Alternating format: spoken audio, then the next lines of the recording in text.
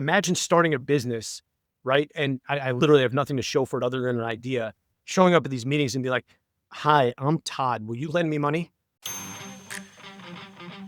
Welcome to Not Another CEO podcast. I'm your host, David Politis.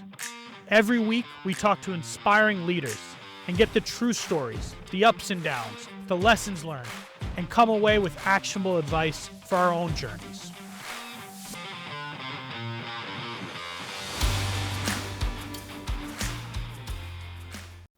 Today's guest is a creative problem solver who's found a way to bring modern technology and data science into one of the most traditional industries out there, personal injury law. He's a fellow Emory alum. We met at an Emory event many years ago. And after earning his undergrad degree from Emory, he went to WashU for law school and then practiced law in New York, New Jersey, DC. In 2013, he co-founded Lawfty, a tech-powered legal platform that helps match personal injury clients with the right lawyers using real-time data and analytics. Under his leadership, the company has grown tremendously. They've handled over 55,000 cases and recovered almost $1 billion for their clients. His innovative approach has transformed legal advertising into a science, ensuring clients receive the care and compensation they deserve. Please welcome co-founder and CEO of Lawfty, Todd Richheimer. All right. Thanks for having me. Looking forward to this. I'm excited. First question right out of the gate. What's the one thing you've done at Lawfty, big or small, that's had the biggest impact and you'd absolutely do again if you're CEO of another company in the future? All right. By far, surrounding myself with people with complementary skill sets. And so it started with my co-founder. So I'm not technical, right? My background's in business and law. And so it started with finding a technical co-founder. And there's a cool story behind that if you want to talk through that.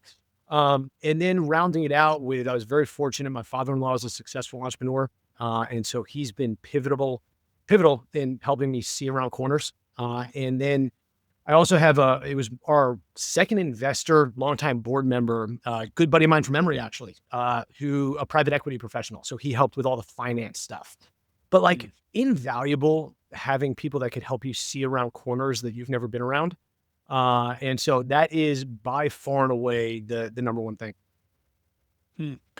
Let's talk about actually the co-founder journey. How did you find your co-founder?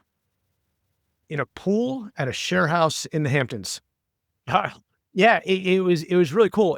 We were my wife and I rented a room at a share house in the Hamptons.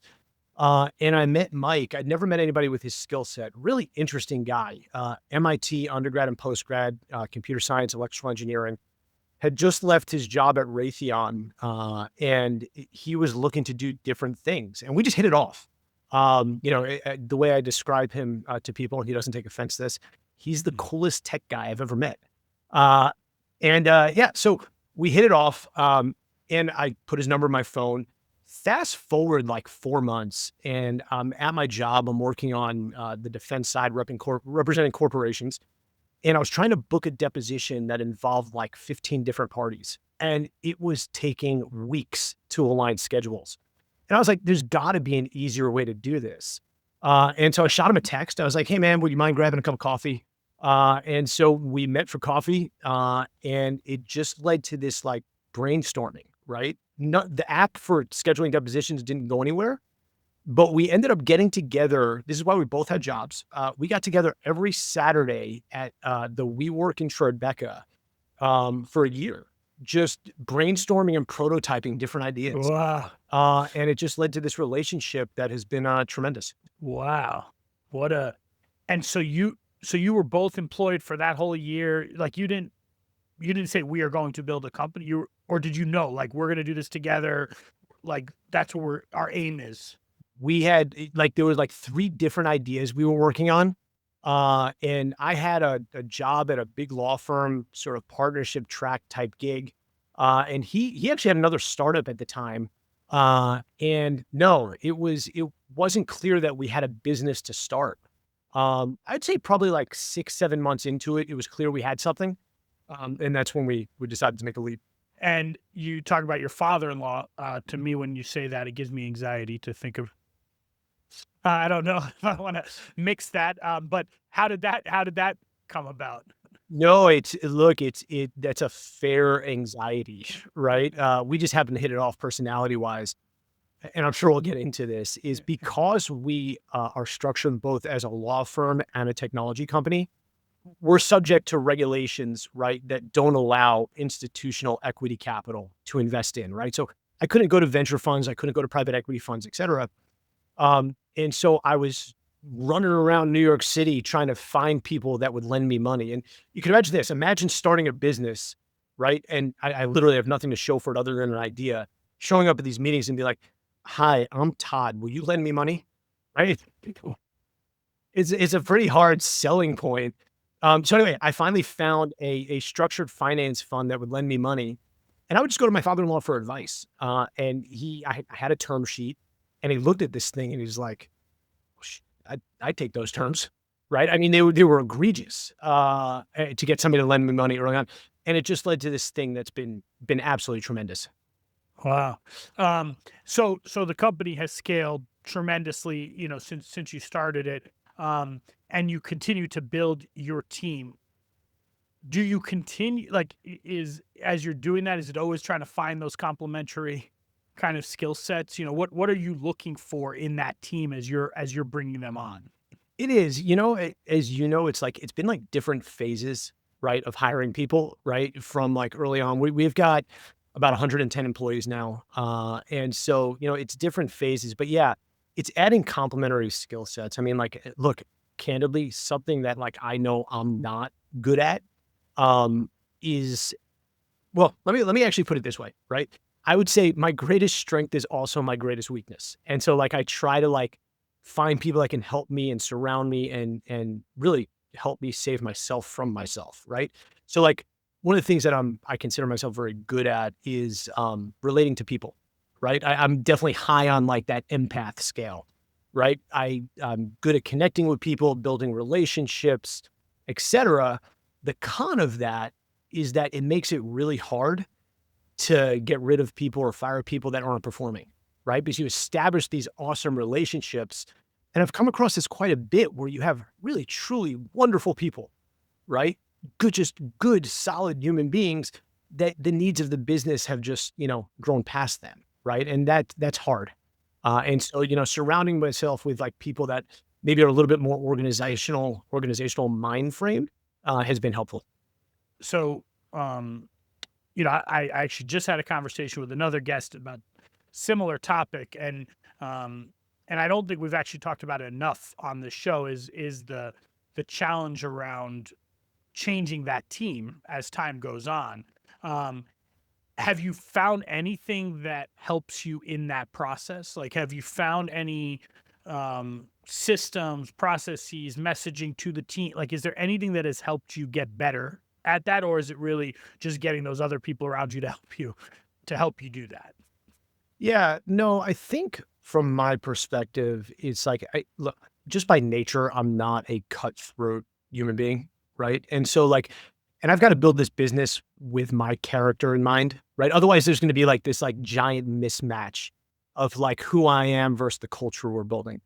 And so what I found is that like leaning into who I am and finding solutions that sort of like take that into consideration that may actually not be conventional business advice, right, has worked pretty well. Some examples that come to mind is like, reshuffling people, right? Like maybe saying to somebody that like you're not going to lead this department anymore, but you're a very valuable member of this team, right? And we're going to layer in somebody with a bit more experience above you, right? But like that doesn't mean that you're any less valuable to what we're doing, right? If anything, I would say it speaks volumes about who you are and what you're doing with the business.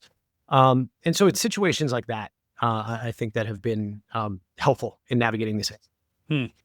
When you go through the interview process, what is your way of interviewing? How do you I'm saying very tactically, like what do you look for when you interview, and what is that process that you follow?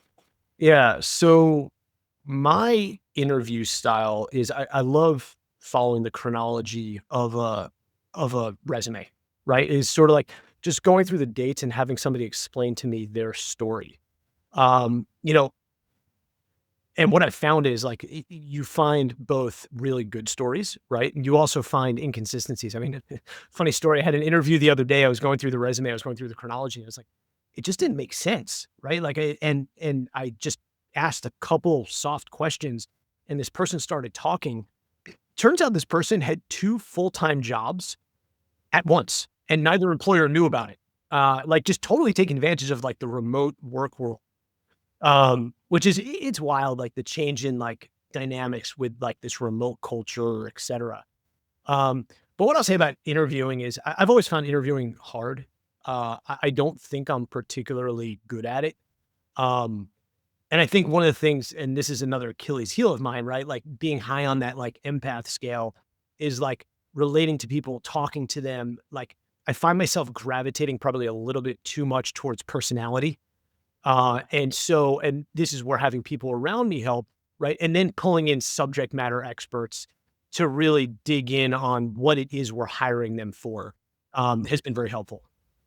When you talk about going down kind of the chronology, one of the things I got this advice when I was like 23, CEO of some company that I just got thrown into.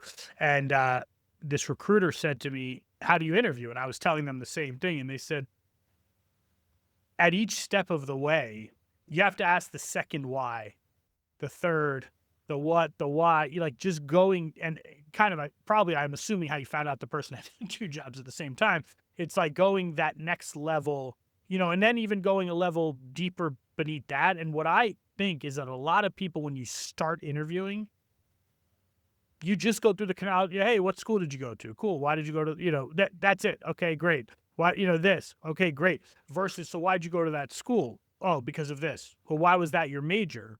Because, well, why is that something you're interested, and kind of going the like third, fourth level deep. That one piece of advice for me, I think changed my entire interviewing style. That piece of advice, like why followed by silence is like, I mean, it really is amazing because it's not my natural default, for better or worse. I like to talk, but it's like if you let silence sit and somebody's in like a halfway, like nervous situation and you ask why, they'll start talking.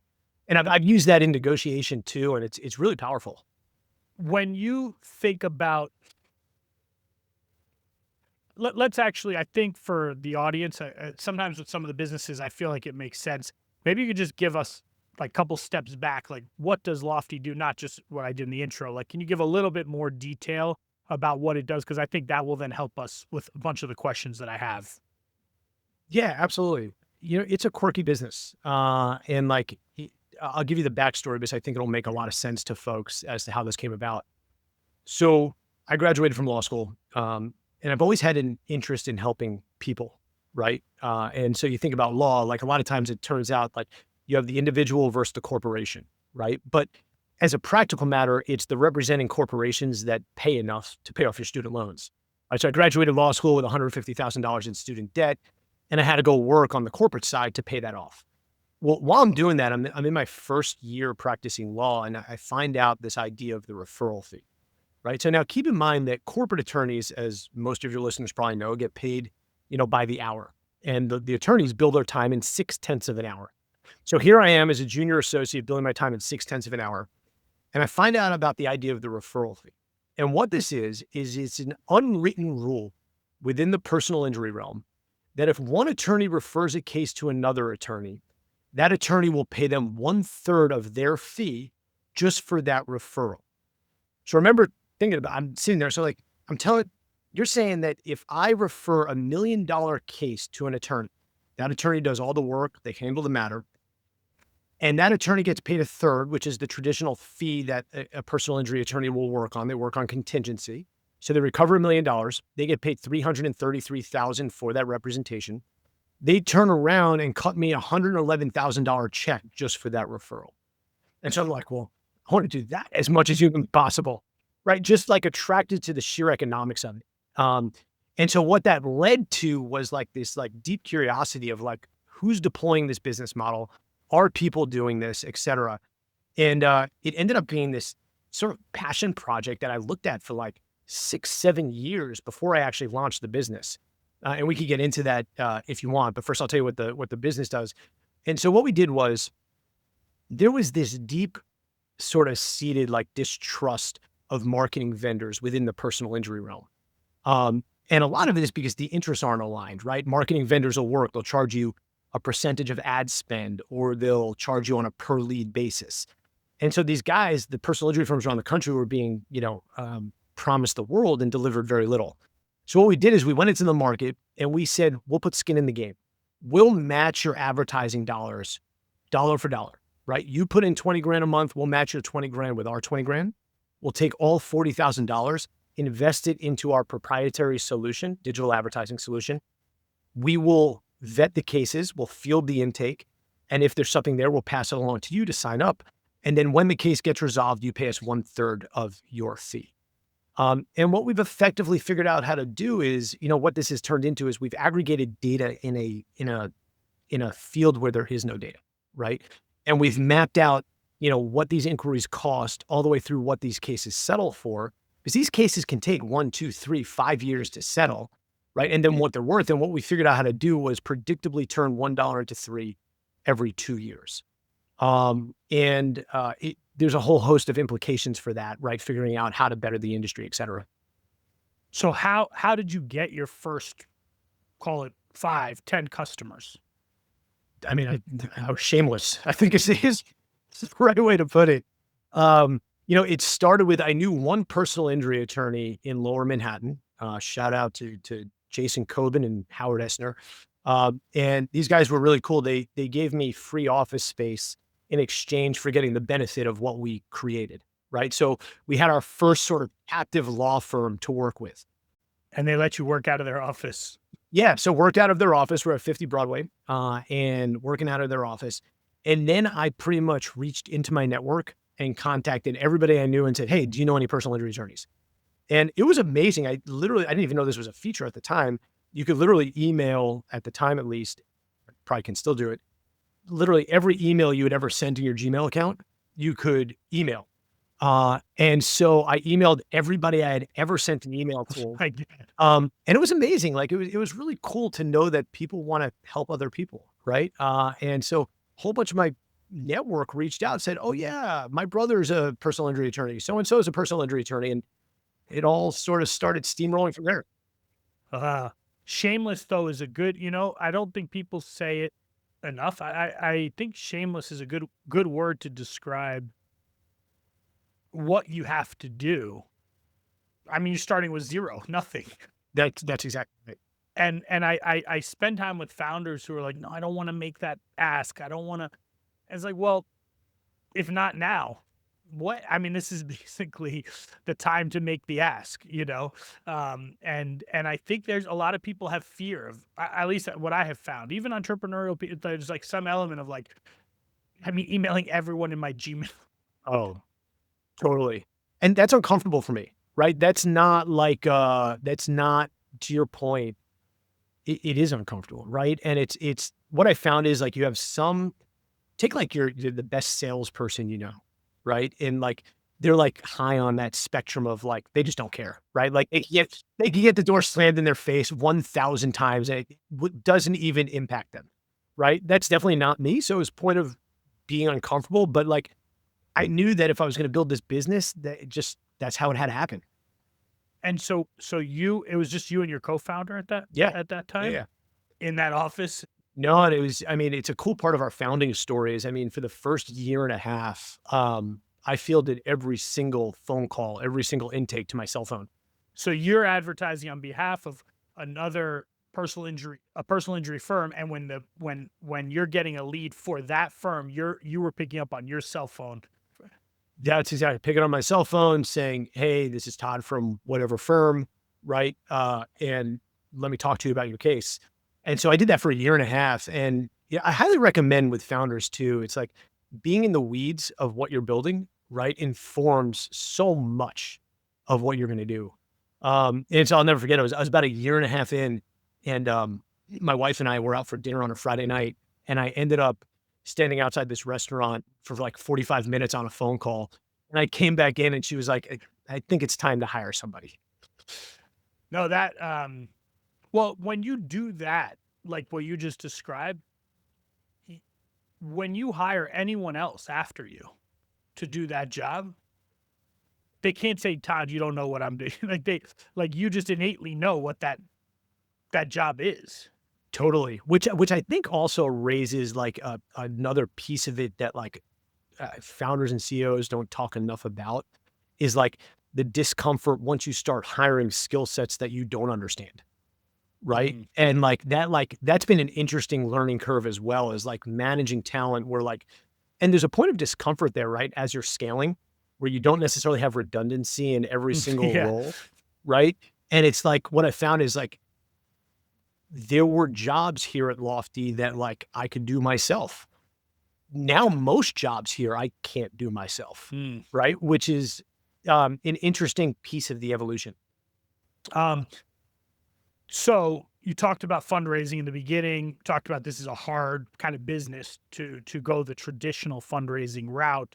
Um, what path did you end up taking and how did you find, was that through your father-in-law, the private equity friend that you had from Emory? Like um how did you end up funding this business? Yeah. So when we first started, I didn't, one of the things that I appreciate most about where I am in my career and we're about similar ages is knowing what I don't know, right? And then like having the network to go and source that information. At the time when I was starting, I didn't know what I didn't know. And so like I was going to venture capital firms and private equity firms and structured finance firms and family offices. And like it was a very unorganized originally it was a very unorganized way of like looking for money, right? And ultimately backed into the fact that like, okay, it had to be debt. The people that provide debt could really be structured finance folks or family office folks, more flexible capital. And so I was telling the story about my father-in-law. We got that term sheet from a structured finance firm, right? And then what we decided was, and this is advice to people that are looking at debt, like the number one biggest thing you have to look at with debt, people always go to the interest rate. The interest rate is secondary to what the covenants are, right? And like when you looked at these covenants, like we were going to breach one of these things. And, there was no way. I just didn't know enough about the future to know otherwise. And so what we decided to do was to raise money from wealthy individuals, right? Is to go off them. The first interest rate we offered people was 17%, right? It was expensive money. Um, and so we paid Whoa. 17%, but we did it without these like crazy strict covenants, which if you trip over, you're in a lot of trouble, right? So we basically did high net worth individuals. Then we did like, more like mezzanine type fund money, if you will. And then made our way down to regional banks. And so it's been an evolution. And now, the majority of our debt comes from banks now at normal interest rates. Mm. But yeah, that was the evolution. Do you I mean you were pretty well connected. I mean, at that point, Emory undergrad, WashU Law School, had all these connections. Um, were you able to find resources to tell you where about fundraising? Did you Yeah. like was there how did you learn?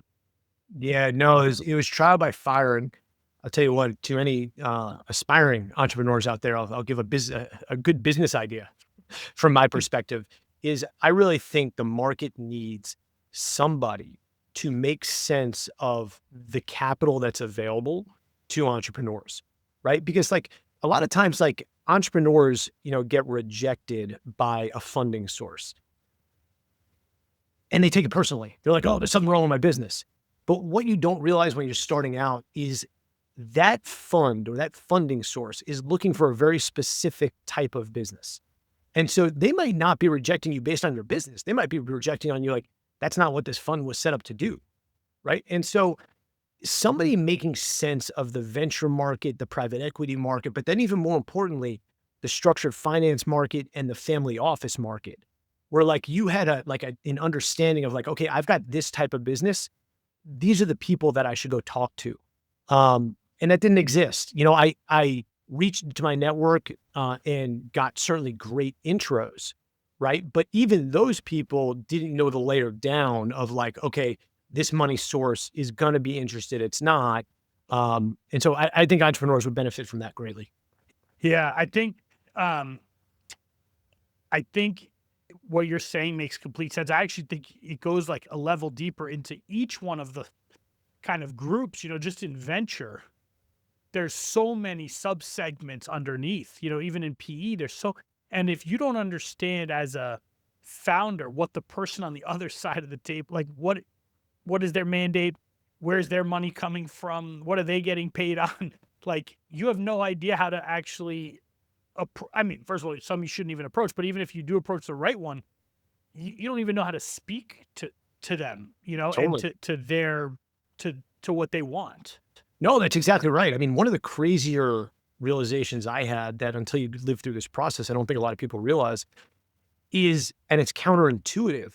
Sometimes it's harder to raise a smaller amount of money than it is a larger amount of money. Right? I can't tell you how many meetings I've had because the economics, like the underlying unit economics of what we do are very, very attractive. And so I'd meet with these people that are like, we want to write a gigantic check, a $50 million check, $100 million check, whatever that is. It's like, I can't absorb that. Right. I'm going to choke on that money if you give it to me. Now, there's some entrepreneurs that may throw caution to the wind and just go with it. Like, that's just Many, many, many. many. That's not my personality. But it's bite size is a big piece of it. Like, what size check do you want to write? Hmm. What as the company has grown, both the business, the number of people, how have you been able to keep up with that as the CEO? How have you been able to scale yourself, and evolve yourself through that growth? Yeah.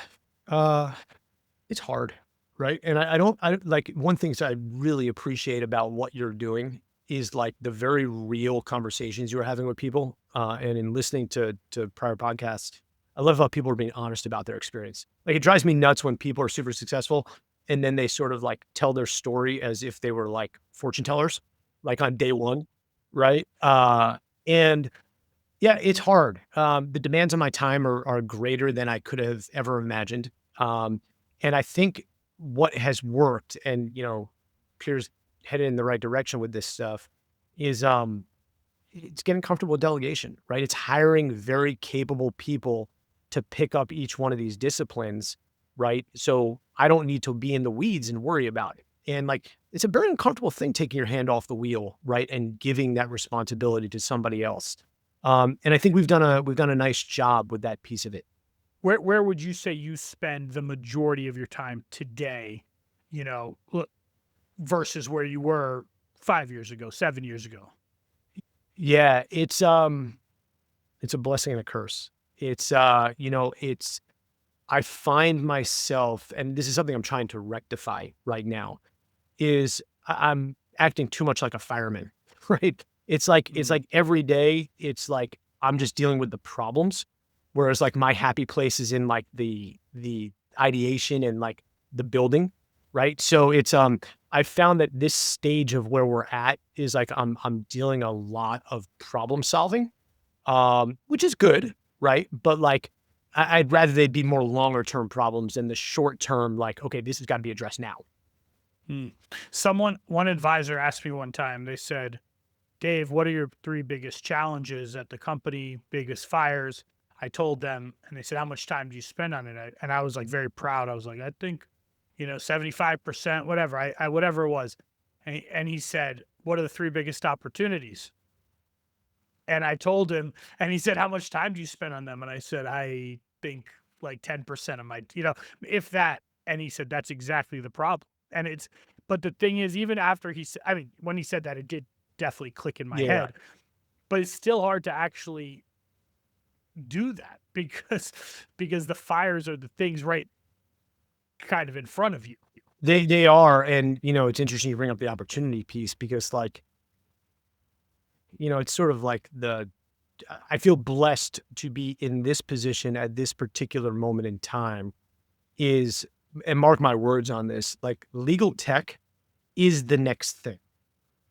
It's like, it's this massive industry that is very antiquated. it's backward in so many ways. And it's just riddled with opportunity, right? And so like there's another piece of it. It's like staying focused on what you're building while also ingesting Right. these different opportunities.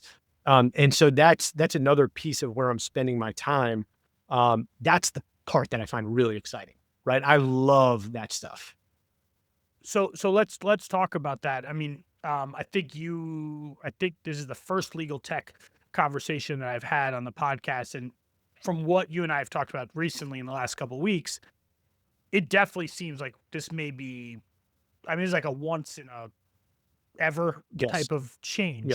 Can you describe what is occurring in the field? Yeah, it's a once in a generation type opportunity. So what you have, and I'll explain both of them, is everybody hears about AI, right? So you've got like AI and this technology craze hitting a super antiquated industry. Talk about that in a second. Colliding with regulatory change, right? And it's really churning up the waters. So first, let me talk about the regulatory change because I think it sets the stage as to why this industry is so backward. So forever, non-lawyers have not been able to own law firms, right? So an important piece of what I was saying earlier about being able to get paid a referral fee, right, for sending a case to somebody, the only reason I was able to do that is because I'm a lawyer, right? A non-lawyer can't send a case to somebody and get paid. Likewise, a non-lawyer can't own a piece of a law firm, Even a piece, even any piece. even a piece. Now that has changed a little bit, and I'll tell you, this feeds into our founding story and where the industry's at. So the only jurisdiction in the US that allowed non-lawyers to own law firms when I started this business was Washington, D.C. But it was a very limited rule. Is it had to be an individual, they had to play an active role in the business. It couldn't be passive institutional investment. Not sure why the rule was passed, presumably for lobbyists. But that's been in place for 25, 30 years, right? And they were at the forefront of this. People thought like the earth was going to fall apart, et cetera. Nothing happened. Um, Fast forward, the people in this industry have been talking about regulatory change for a while because we have a huge access to justice problem in this country. 85% of people that need legal services can't afford them, right? And they can't afford them because the price of legal services has gone through the roof, right? Think about how much it is to hire a lawyer on an hourly basis. Now, personal injury, I'm very lucky that I'm in a field that we represent people on contingency, so everybody could afford our services. But if you need a divorce attorney or an immigration attorney or a criminal attorney or a contract attorney, like you're talking about hundreds of dollars an hour. I mean, like in New York City, you have attorneys right now, and granted, they're corporate attorneys, they're charging $2,500 an hour, right? Look, who in their right mind can afford that, right? So you have a huge access to justice problem. But what it's done by not allowing institutional capital into this space, right? If you think about the way that you bring down the cost of goods sold, it's technology, right? But if the venture firms couldn't own a piece of law firms, why are they going to invest in legal, right? So what's happened is now on the other side of the aisle, you have this highly fragmented space. It almost looks like, the comparison I make, it looks like mom and pop video stores, in the 1980s, right? Before Blockbuster came, Mm-hmm. right? Mm-hmm. Every corner's got a shingle. The average size, and, for the folks that live on the coast, the rest of the country doesn't look like that, right? Your average market, the average size of a law firm is like 2 attorneys, right? Actual average. Yes, it's tiny, right? Most law firms are tiny. And so you have 2 things going against you, right? There's been no institutional investment into technology in the space. And then in addition to that, there's been no consolidation or economies of scale created because nobody's put a wrapper around these things and said, okay, this is how you do it more efficiently.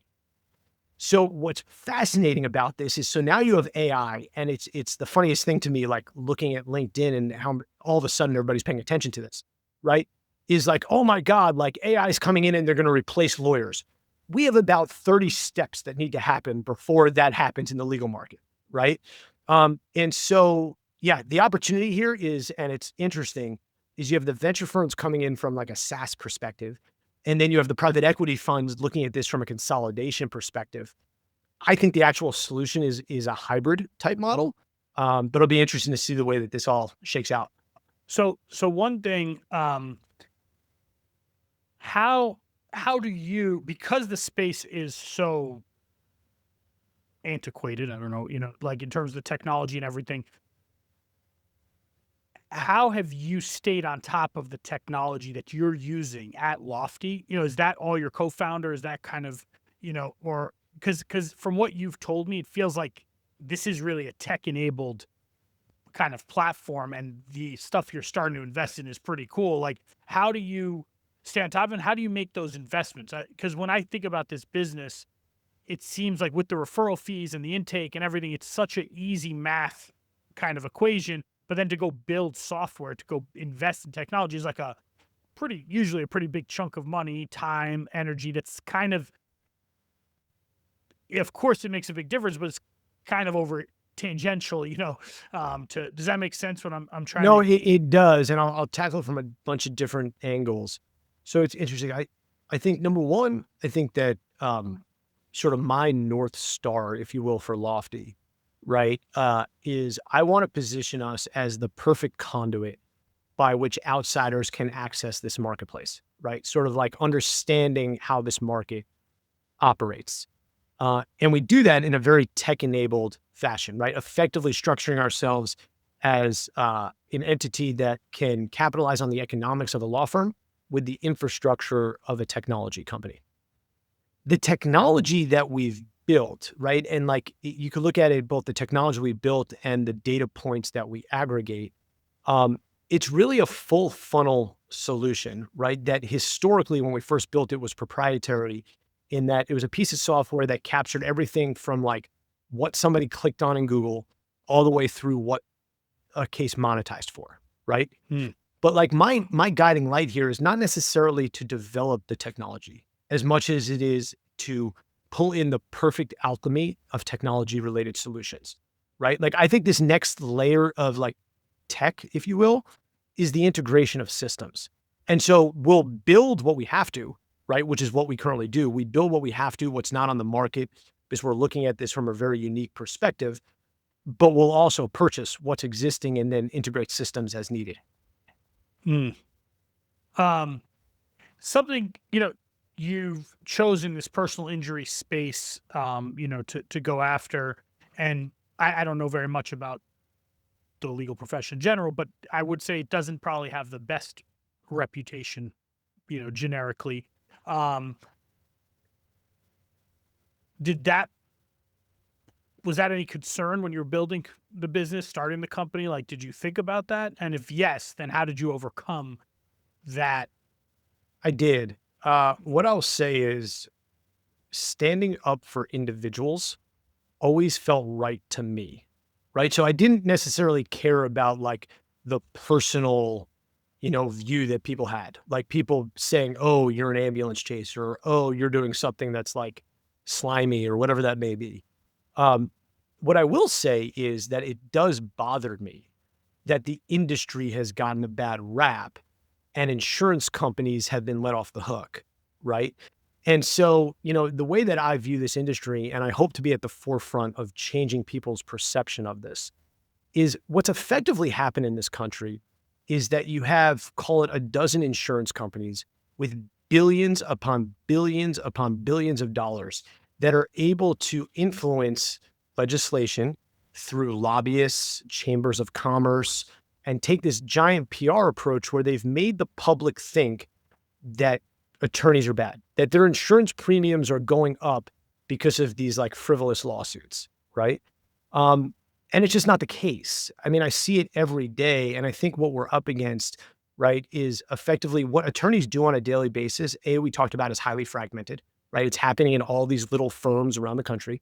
Um, and two, what we do on behalf of our clients is protected by attorney-client privilege. So we can't be spouting out into the world that we have a case that's worth $500,000 and the insurance company just offered us 20,000, right? It's and like that happens day in and day out. But then the insurance companies come in, right? And you get one verdict that doesn't make any sense, right? That the jury went wild and they awarded somebody $100 million and the case should have been worth two, and the insurance company grabs onto that. And with their billions upon billions of dollars, right? They go and then, create this PR mentality that the attorneys are to blame. But here's the implication of this. And this is what really bothers me and what we're working on at Lawfty and what I want to do with the brand that we're building, which is new for us, right? Um, is effectively taking a position that shows the world that like, this is wrong. So I'll give you an example. So everybody hears of tort reform, right? Insurance companies have made people believe lawyers are bad. We need tort reform. Fine, maybe we do. There are areas that you could have practical, common sense tort reform. But punishing the individual, the person who's injured in an accident for this is just straight up wrong. And I'll give you an example. California. In California, if somebody is the victim of medical malpractice, so I'll paint you a picture. Let's say, God forbid, somebody goes in for surgery and they had to have their left arm amputated. They go in for surgery, the hospital screws up, and they accidentally amputate the right arm. So now they've amputated the wrong arm, right? Well, they still need to amputate the left arm. So they amputate the left arm. Now this person's left with no arms. In California, the pain and suffering that this person would be entitled to recover is capped at $250,000.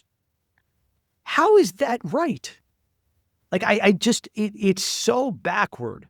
And you know, it's about, and I'm hoping Lawfty can play a role in this, is that like, as this industry matures and as you have more responsible, highbrow, fit and finished, you know, advertising that looks more like what a consumer's accustomed to seeing, that we can get that message out there.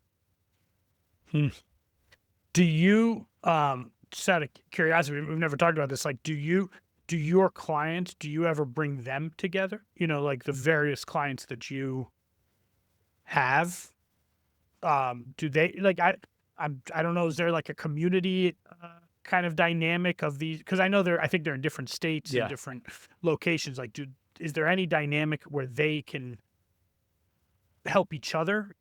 There are trade organizations, right? Like the National Trial Lawyers Association, right? Like there are the American Association of Justice, right?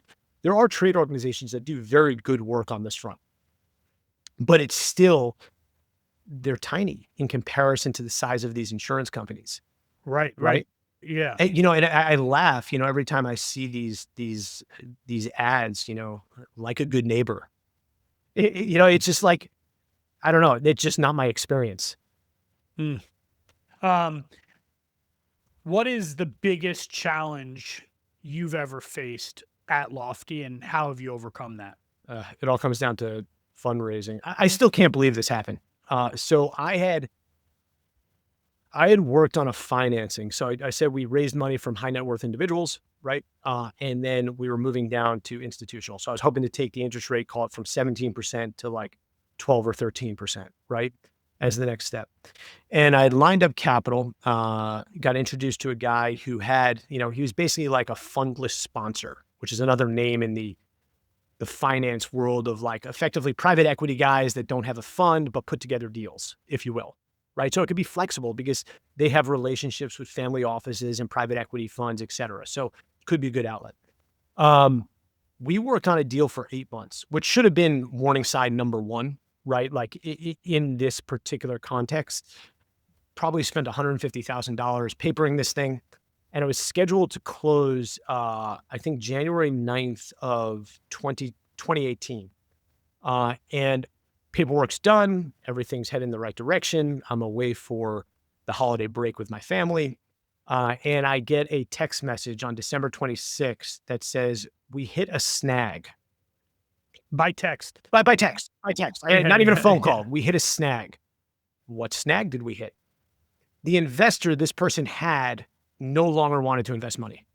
Or he never had this investor. I don't know what the outcome of that was.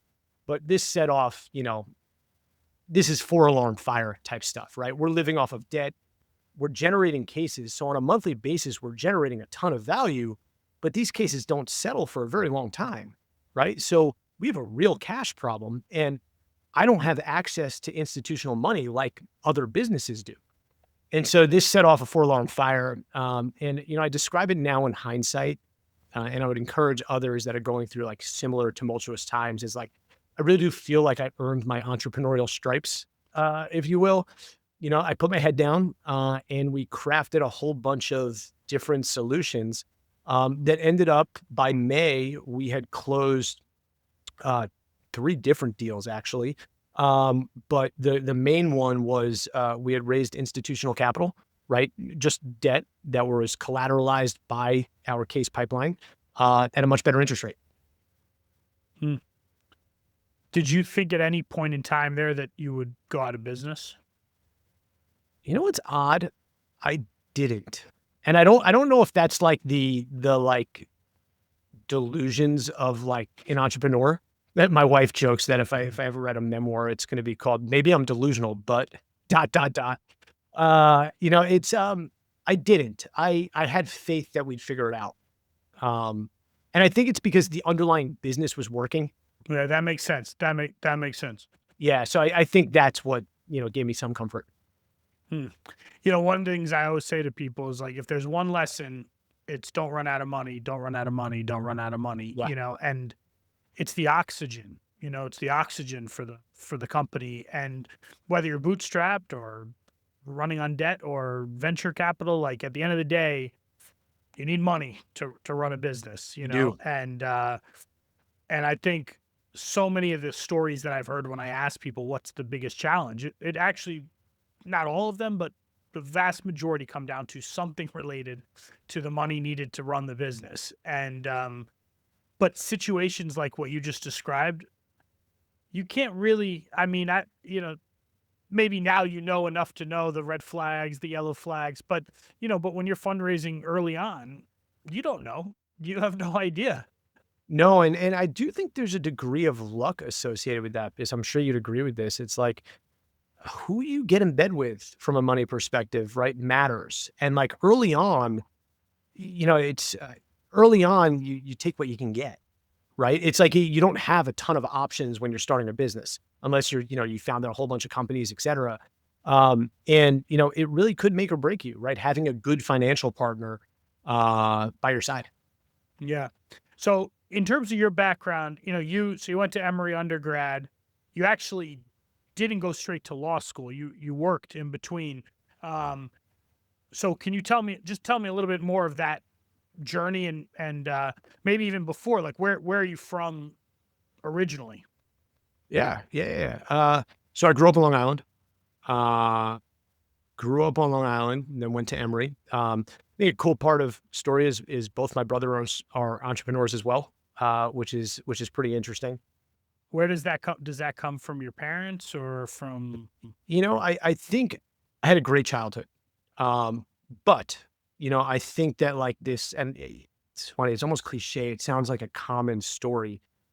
I think there were two things. I think it was one is I we always watched my parents worry about money, right? So I think that's part of it.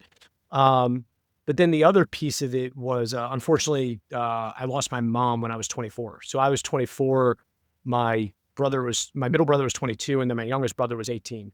And I think like those two things combined are obviously very formative. And who knows what it is, but I think it's like this, like life is short. I'm going to go for it. Whatever those themes are, I think are baked in there. It's in because when you have three siblings, I just interviewed someone yesterday, and she has two sisters, and all three of them are entrepreneurs. Same, and it's something where, and she said we never thought of doing anything else. Actually, we kind of just, Yeah. you know, um, Yeah. I don't know. I don't know that I knew I wanted to be an entrepreneur as much as like I wanted to make money and I wanted autonomy. Right. So, like, the natural extension of that is entrepreneur, but like, I don't know that I pieced it together. And so, when I went to Emory, I didn't really know what I wanted to do. And I heard about, seniors graduating and making $120,000 going into investment banking. So I was like, that sounds good. And so I worked my tail off, had my eyes set on getting an investment banking job, and I ended up at Bear Stearns. And it was such a weird experience because it was something that I was so proud of, right? That I did this, right? Like I didn't have the connections and whatnot. I worked, right? And like I worked and I, made inroads and I got this job, et cetera. Um, I've never hated something so much in my entire life. Right. So it was really strange. And I remember talking to my parents about this. And like I really just set my eyes on I'm gonna make it 1 year. right? I'm going to last here 1 year. And no joke, I quit 15 minutes after my bonus hit my account that first year. Again. And it was just, and I joke about it now, but I clearly knew I didn't want to do that, right? And which I think is an important part of people's journey, right? Figuring out what you don't want to do is almost as important as finding out what you do. Especially early. I think especially early, Totally. But I will say, as much as I hated it, I am very thankful for that experience today, right? Like I got a first rate education in finance. And as it worked out, my boss from Bear Stearns had left and I ended up working for him for another year before law school. And so I got a really solid finance foundation, before law school, which has really helped me do what I do today. Hmm. What is it that, and you kind of touch on this maybe a little bit in your upbringing, like what is it that drives you, because this is a hard, being a founder, being a CEO, building a business over a decade, like it's hard. What drives you? Yeah. Um, I was about to give a sort of a crass, I think crass isn't the right word, a funny response and just saying money, right? But like it's more than that. It's not money for the sake of buying things, right? It's it's comfort, it's sustainability, it's being, and I think that this is really the core of it. Um, it's being able to help those I love when they need it, right? So like to me that like sits at the foundation of it, is knowing that I have the wherewithal to help if and when it's needed. And so like, yeah, and for whatever reason, like my mind goes to entrepreneurship as being the means to do that. But that I think sets him at my core. Hmm. Have you had like a role model, a mentor, one person that I know you mentioned before, the various people that you've surrounded yourself, but have you had like who's that one person that's really kind of helped you on this journey? It's been great. I feel very fortunate that like I had two amazing parents that showed me sort of how to be a good human being, right? And then I feel very fortunate that like I found myself in this situation where my father-in-law in a lot of ways has taught me how to be a good businessman, right? And it's like those things combined have just been tremendous. Hmm. Um, in terms of um, Lawfty, you look out 3 years from now, it's 2028, and where do you want what do you think Lawfty looks like 3 years from today? Yeah. So since I was thinking about this, having listened to a number of your podcasts, I think different from a lot of people that you've interviewed, it's like I find myself 3/4 of the way up the mountain, right? But I have not reached the top. And we have a number of challenges, right? I was talking about like the fact that like AI and, private equity or regulatory change are colliding. And I think that presents a massive opportunity, but with it risks. But where I want Lofty to be over the next couple of years is I want us to be an industry leader in professionalizing this space, right? I want us to be in a conduit for outsiders that want to come into this space in a very responsible manner that keeps the client in mind, right? And does what's good for the people that need legal services.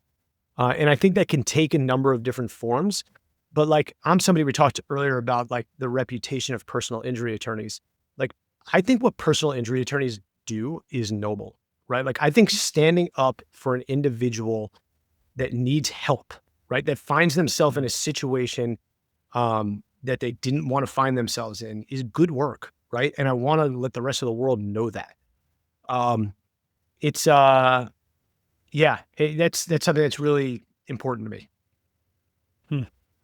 Um, so last question is knowing everything you know today and all the experience that you've had, what is the one piece of advice you'd go back and give yourself before you started your first job at Bear Stearns? Good question. Um, Follow your curiosity. And the reason why I say that is I remember like graduating Emory, like I was super excited for this job at Bear Stearns. right? And then I really didn't like it. And like, there's this like, I think most ambitious people probably go through this, like oh my God, what am I going to do? Right? Like I need to have the answer. And I do think that the answer lies in your curiosity, right? It's like, I don't think anybody knows exactly what it is they're going to do. But if you start peeling back the layers of the things that interest you, right? You get like, here's an example. I ended up at law school. So we didn't talk about this, but after Bear Stearns, I worked on the 2004 election cycle, raising money for a presidential candidate. Just so happened I needed a job, et cetera. And when I ended up in law school, it was like, I don't really know what I want to do, but like that felt right, right? Like I liked this law, policy, politics, like, and start peeling back those layers, right? And that's how I ended up here. And so, I don't know. I think there's comfort in it. Yeah. I would actually probably take it. I think that's good. No one said that before. I would actually take that continued. I like that. It's like just even being curious on a day-to-day basis. When I think about, I was reflecting yesterday on like the best founders that I've currently working with, and the best ones, in some way, curiosity is like the word. They never stop trying to like peel off that next layer. Like they're trying to understand and learn, and like curiosity is a good word to describe that, actually. Cause I was thinking like they want to learn, but it's more than they want to learn. They're like actually want to like discover new things and check this, and those are the best people, I think, that from a founder perspective, I think. I totally agree. Uh, I, yeah, I totally agree. It's funny. I was thinking back to where we started the conversation about asking interviewees why. It's like, just keep asking why. Right. That's a good advice. Todd, thank you very much for doing this. I'm happy we had a chance to do this, and happy we had a chance to tell this story, because it's definitely unique, and it feels like a pivotal moment for you, but also for the industry, which is, I don't know that many people know about. So thank you for sharing and educating me and the audience. No, and I really appreciate you having me on, and I can't tell you how much I applaud what you're doing. Thank you. I really love the idea of CEOs giving it real to people. I think people can benefit from it. Thank you very much.